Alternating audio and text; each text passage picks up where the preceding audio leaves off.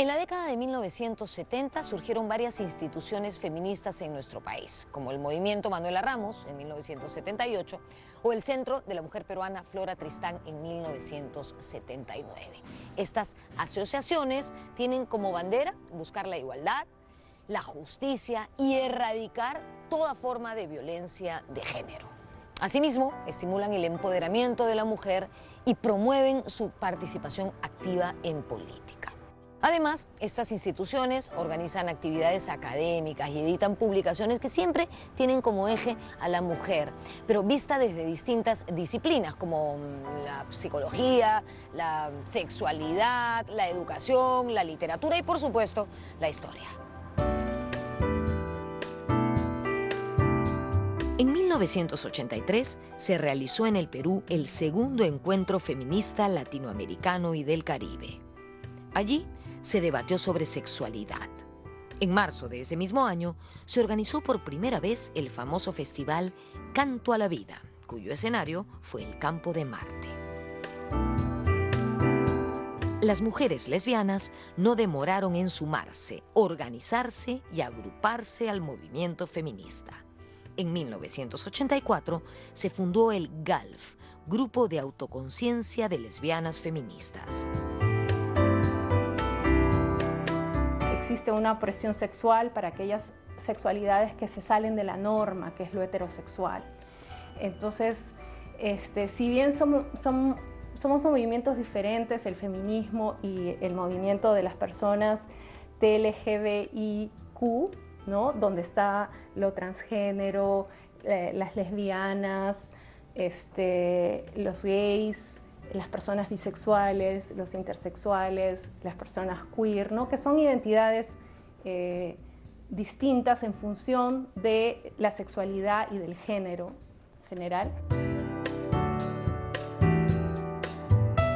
Creo que otra de las luchas que también tiene una clara potencia regional y global es la lucha de los movimientos LGBT, los movimientos lesbianos, gays, transexuales, que están ahora también un poco en el centro, por suerte, finalmente en el centro de las agendas políticas, con las resistencias que evidentemente ya reconocemos, ¿no? Y eso nos lleva a otra lucha. Con Alfonso Barrantes como alcalde de Lima, se abrió la Casa de la Mujer bajo el empuje de la activista feminista Rosa Dueñas. La crisis generalizada de las décadas del 80 y el 90 sacó a la luz el papel de las mujeres en las organizaciones populares urbanas, donde aparecieron grandes lideresas como María Elena Moyano. Las mujeres del vaso de leche, las mujeres de los comedores populares, también las mujeres mineras. Tenemos ahí una historia muy fuerte con Consuelo García, que fue asesinada junto con Saúl Cantoral. En ese periodo ella formó con otras el grupo de las Filomenas, que trabajó con mujeres mineras. Y realmente esas mujeres fueron de una fuerza y una lucha impresionante, ¿no? El informe de la Comisión de la Verdad y Reconciliación concluyó que la mujer andina y quechua hablante, proveniente de las zonas más deprimidas, fue la principal víctima de violaciones durante el periodo de violencia.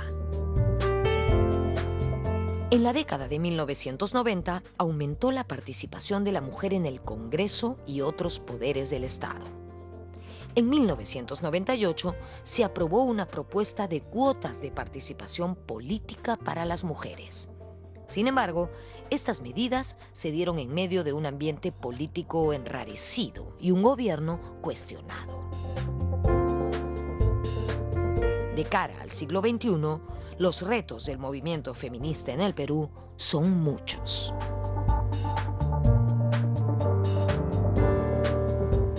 Y parte de ese camino son los cambios legales, ¿no? Las leyes. Por ejemplo, nombrar la violencia. Antes la violencia familiar no era algo de lo que se hablara, era privado. Entonces, hablar de la violencia familiar, hacer leyes contra la violencia familiar, hablar del feminicidio, que las mujeres las matan por ser mujeres, hablar de la lesbofobia, que a las mujeres las odian por ser lesbianas, hablar, por ejemplo, del acoso político, cuando las mujeres son representantes políticas. El enfoque de género está vinculado a la lucha por la igualdad entre hombres y mujeres, lucha que nace del feminismo. Mujeres feministas académicas empiezan a reflexionar de dónde vienen estas diferencias entre hombres y mujeres, ¿no? ¿Por qué hay estas diferencias donde los hombres ganan más que las mujeres han sido históricamente confinadas más al espacio doméstico y los hombres han estado más en lo público? Lo que busca el movimiento feminista es cambiar los sentidos comunes.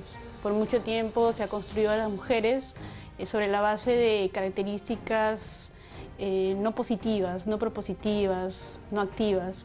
Las mujeres eran sumisas, obedientes, disciplinadas, sacrificadas a todo prácticamente, a los hijos, al amor, al esposo.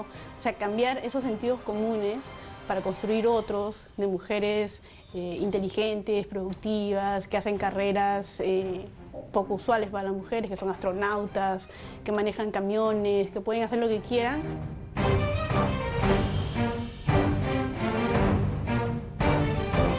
Una cosa es la biología, una cosa es las diferencias anatómicas entre hombres y mujeres, ¿no? El sexo, ¿no? Tener una anatomía masculina y otra femenina, y otra cosa es las diferencias a nivel social, a nivel de las oportunidades que tienen los hombres, de las oportunidades que tienen las mujeres.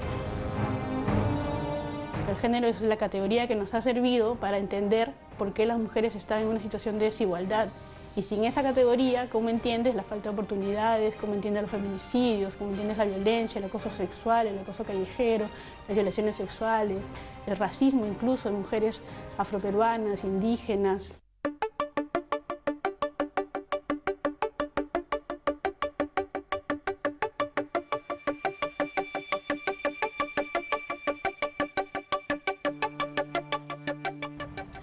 El siglo XXI ha sido testigo de un justo y merecido empoderamiento de las mujeres que se ha traducido en distintas acciones y de diferentes formas. Una de las más importantes, diría yo, es que las mujeres hemos comenzado a hablar, hemos comenzado a hacer sentir nuestra voz para protestar frente a la violencia y los abusos con los que convivimos día a día.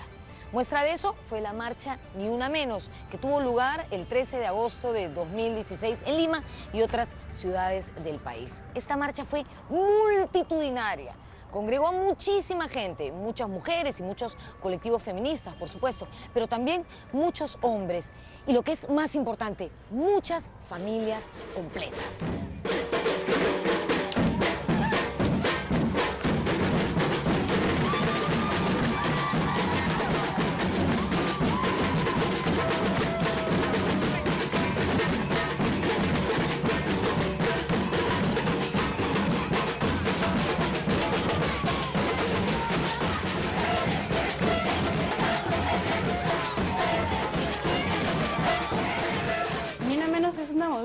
Internacional debido a los feminicidios, sobre todo en América Latina, ¿no? Hay países que tienen una alta tasa de feminicidios que es impresionante, de Centroamérica, ¿no? Nicaragua, Guatemala.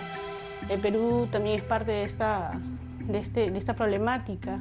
En el Perú podríamos decir que matan a una mujer cada 3 días. ¡Que no! No importa lo que tú digas.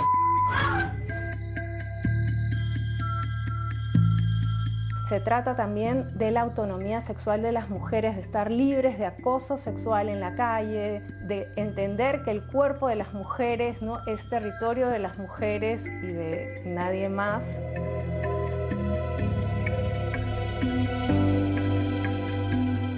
Con eslogans como la solidaridad es nuestra arma y tocan a una, tocan a todas, esa marcha fue convocada para protestar contra la violencia de género expresada en feminicidios y todo tipo de abusos. La marcha multitudinaria, como he dicho, pasó por aquí, por la Plaza San Martín, donde yo estoy en este momento, rumbo al Palacio de Justicia, que era su destino final. ¿Para qué? Para reclamar justamente eso, justicia. ¡Buscamos justicia! ¡Buscamos justicia!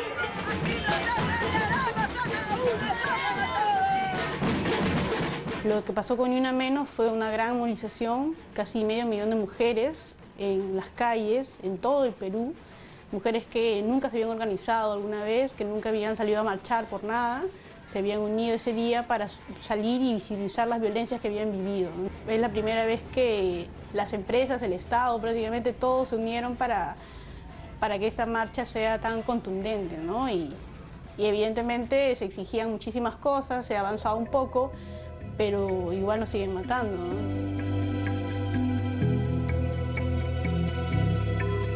Pero el feminismo no solo se ha quedado en el plano académico, universitario y urbano, sino que interactúa con mujeres campesinas y afrodescendientes, quienes, como sabemos, han sido tradicionalmente subordinadas. La gran diferencia se da hacia fines del siglo XX y comienzos del siglo XXI, porque las mujeres indígenas comienzan a tener una voz propia. Las mujeres que, como decimos, afroperuanas, o sea, las mujeres negras, se organizan, luchan por sus derechos, luchan en contra del racismo. Las mujeres indígenas luchan por la defensa de su territorio.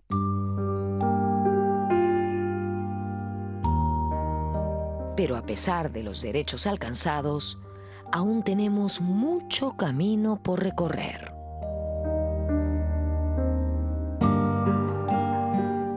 Uno de los desafíos más grandes del feminismo en este momento tiene que ver con todo lo que se refiere a los derechos sexuales y reproductivos de las mujeres, ¿no? Está el tema de la autonomía reproductiva y en ese sentido el tema del aborto, ¿no? La legalización del aborto en el país sigue siendo una cuestión pendiente. No tenemos una legislación que permita legalizar el aborto ni siquiera en casos de violación sexual, ¿no? Y ese es un tema fundamental para la autonomía de la mujer. Tenemos más analfabetismo entre mujeres que entre hombres, ¿no? Es 3 veces más el número de mujeres analfabetas que de hombres.